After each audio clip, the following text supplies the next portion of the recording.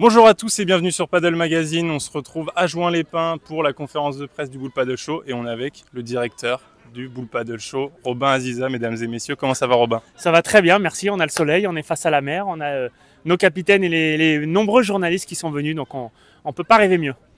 Robin, les gens te connaissent plutôt sous la casquette du directeur de Bull Paddle Show, mais avant de ça, tu as été un gros joueur de paddle. Est-ce que tu peux nous dire quelques mots sur ta carrière?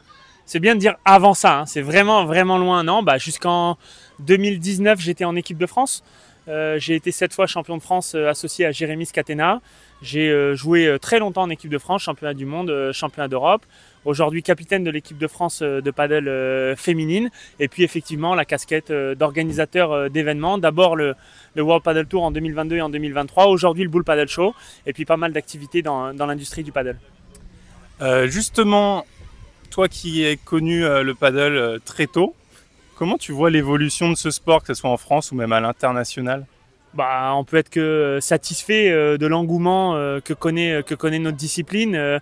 Je pense que c'est plus un phénomène de société que phénomène de mode. Véritablement, je crois que le paddle s'inscrit dans les familles, dans les foyers. Chaque fois que je découvre un club de paddle, on voit des gens de tout univers. Donc on peut être que satisfait.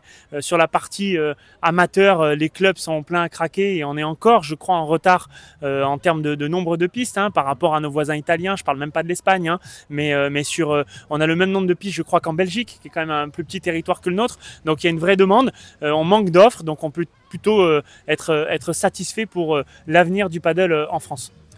Tu le disais, tu as commencé par organiser en France le World Paddle Tour de Toulouse, donc Oui. énorme événement. Tu as switché maintenant sur la partie plus exhibition, World Paddle Tour étant un tournoi pro. Comment s'est fait cette transition entre ces deux événements? C'est d'abord un échec de la perte du World Paddle Tour. On était convaincus qu'au moment où Première Paddle avait récupéré les droits du circuit international, on avait avec les équipes la volonté de s'inscrire dans la durée. Malheureusement, le choix a été porté vers Bordeaux et donc on a rebondi. Et en fait, c'est une idée du World Paddle Tour qui nous a donné envie de faire le Bull Paddle Show. L'idée, elle était simple. Pendant l'édition du World Paddle Tour, on avait organisé le Cupra All-Star Paddle Game. Était venu Tony Parker, Robert Pires et de nombreuses célébrités qui étaient venues faire un tournoi. Et dans le cadre du World Paddle Tour, 500 personnes sont venues voir les matchs. On s'est dit, tiens, la mayonnaise, elle peut prendre. Et si on ajoutait en plus les meilleurs joueurs du monde, comme ça, on va pouvoir satisfaire à la fois les gens qui aiment le show, qui aiment voir les personnalités, les célébrités, mais aussi et surtout voir les meilleurs joueurs et joueuses du monde. Et c'est comme ça qu'avec le département 06 ici, on s'est inscrit dans la durée à Juan-les-Pins. Et puis avec notre partenaire titre, Bull Paddle, on a pu répondre à cette demande et à ce besoin de meilleurs joueurs et joueuses du monde. Et donc ce sera la deuxième édition cette année. Est-ce qu'il y a l'ambition à l'avenir peut-être de se relancer sur un projet sur le circuit professionnel de paddle? Aujourd'hui, il y a deux étapes. Il y a le stade Roland-Garros qui accueille un magnifique tournoi. Il y a le tournoi de Bordeaux. Je ne sais pas trop ce qu'il en est dans les années à venir. Est-ce que la France a la capacité d'intégrer un troisième tournoi dans son calendrier? Pourquoi pas? L'Italie en a eu 3, mais ils en ont perdu un cette année. Donc je ne sais pas quelle est la philosophie et la politique de Première Paddle. En tous les cas, la Côte d'Azur serait un très beau territoire pour accueillir un événement majeur. Je fais souvent le comparatif avec le tennis, le tournoi de Monte-Carlo, qui est magnifique, qui a un décorum exceptionnel. Ici à Juan-les-Pins, on a quasiment le même décorum et on pourrait imaginer avoir un tournoi international. Aujourd'hui, c'est pas dans l'air du temps. On se concentre sur ce prisme très grand public où les familles viennent, découvrent le paddle, découvrent un show. On est loin du prisme compétition où on soulève un trophée à la fin. C'est beaucoup plus drôle, beaucoup plus sympa. On célèbre l'été aussi et le bon climat sur la Côte d'Azur. Donc pour le moment, on s'attache à bien réaliser ça.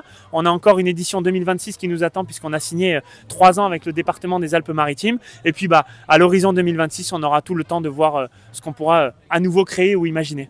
Voilà, donc un état d'esprit en accord avec les valeurs du paddle. Justement, pour parler de cette deuxième édition du Bull Paddle Show, édition qui sera un petit peu plus féminine. Oui. Marqué effectivement par la promesse qu'on avait faite l'année dernière au micro d'offrir une meilleure expérience encore aux spectateurs. Et évidemment, ce que veulent les spectateurs en majorité, c'est de voir du très beau paddle. Donc cette année, on s'est battu avec les équipes de Bull Paddle. C'était pas très dur de les séduire, mais c'était dur de trouver une place dans un agenda, dans un calendrier qui est dantesque pour eux. Donc oui, effectivement, cette année, le prisme, le focus, il est aussi paddle féminin. Donc on accueillera Béa Gonzalez et Claudia Fernandez, en plus de Paquito, Dineno, Chingoto et Teyo.